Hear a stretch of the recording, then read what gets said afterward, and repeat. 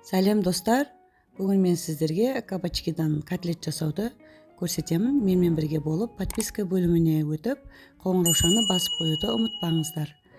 Ең алдымен кабачкиді, сәбізді және картопты теркадан өткізіп аламыз.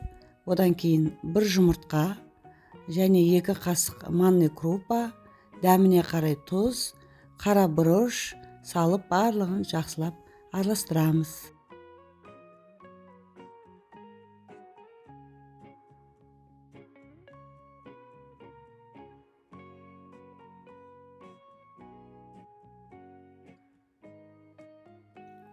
Содан кейін өз қалауымызша үстінен ас көкті майдалап турап, үстінен қосып, тағы да бір жақсылап араластырамыз.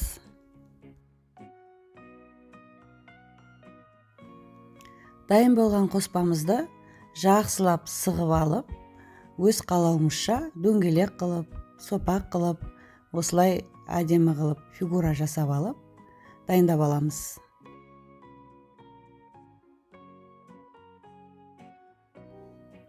Тавамызға май құйып, дайын болған котлетімізді екі бетін аударып, қызарғанша жақсылап пісіріп аламыз.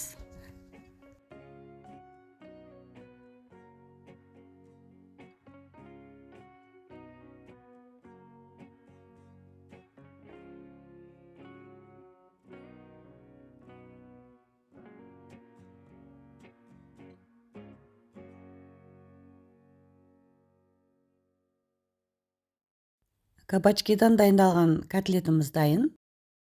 Ас болсын.